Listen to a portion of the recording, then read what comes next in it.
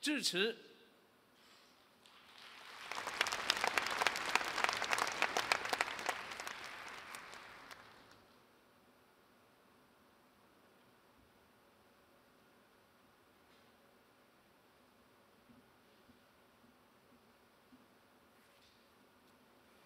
Your Excellency, President Xi Jinping, President of the People's Republic of China, Excellencies, ladies and gentlemen, I feel very grateful and very honored for the opportunity to address all of you at this forum. The world today is at a critical juncture. We face both unprecedented challenges and unique opportunities, with the potential for widely contrasting futures. There is indeed a high level of unpredictability. But in recent decades, the world has made remarkable progress in human development. The proportion of people living in extreme poverty has dropped dramatically. China alone has lifted more than 600 million people out of poverty. Billions of people gained access to drinking water. Millions more are in school.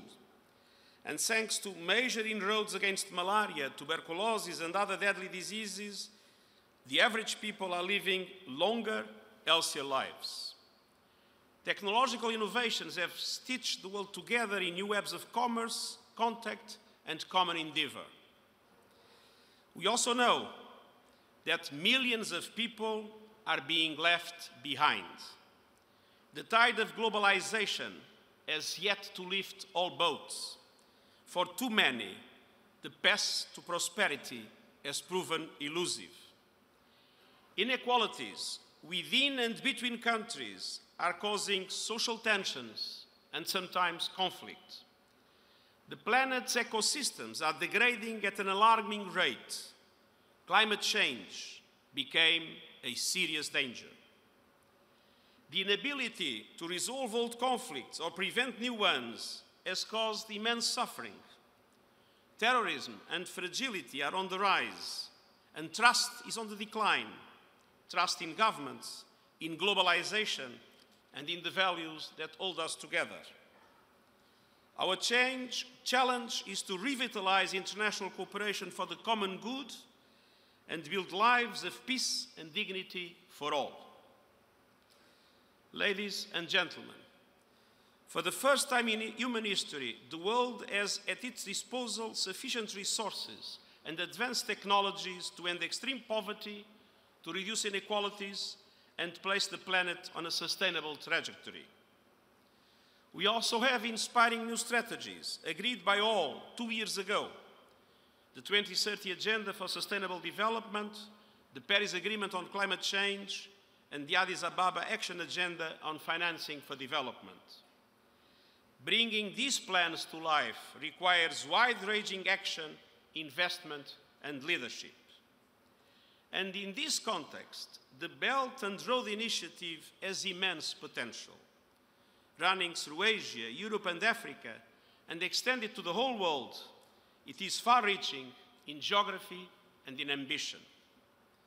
For countries yearning to become more integrated with the global economy, it can promote effective access to markets and new opportunities.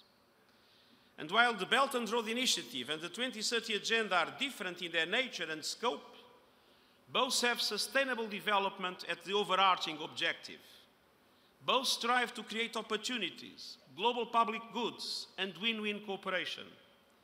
And both aim to deepen connectivity across countries and regions, connectivity in infrastructure, trade, finance, policies, and perhaps most important for all, among peoples. In order for the participating countries along the Belt and Road to fully benefit from the potential of enhanced connectivity, it is crucial to strengthen the links between the initiative and the Sustainable Development Goals. Those 17 goals can guide the policies and actions under the Belt and Road towards true sustainable development. And as projects under the initiative unfold, let us work together to uphold relevant international environmental and social standards and to ensure that the benefits reach beyond cities into rural areas. With the initiative expected to generate vast investments in infrastructure, Let us seize the momentum to help countries make the transition to clean energy, low-carbon pathways, instead of locking in unsustainable practices for decades to come. Chinese leadership on climate change will continue to be pivotal. And as the Belt and Road attracts public and private funding, let us recognize that countries will still need official development assistance. And I urge donors to fulfill their long-standing commitments, namely in the context of Addis Ababa Agreement. And just as the initiative opens new corridors for goods, let us also keep open the channels for dialogue, so that any possible tensions among the countries touched by this undertaking can give way to mutual benefit. The Belt and Road Initiative is rooted in a shared vision for global development. And indeed, China became a central pillar of multilateralism. China played a key role in shaping the 2030 Agenda and in making possible the adoption of the Paris Agreement, two of the past decades' signal achievements in international diplomacy. And China has also launched several major initiatives, from the Asian Infrastructure Investment Bank to its increased support in United Nations peacekeeping, and to a combination of new funds aiming at fostering both peace and prosperity. The wide-ranging engagement of China is more necessary than ever today. Our world is multipolar, but that by itself is no guarantee of prosperity and peace. A multipolar world needs multilateral cooperation and multilateral governance to face common threats and to seize shared opportunities. The Belt and Road Initiative has clear echoes of the ancient Silk Road. Today, we must take that spirit to new heights for the benefit of all. As the Chinese saying goes, building the road is the first step towards prosperity.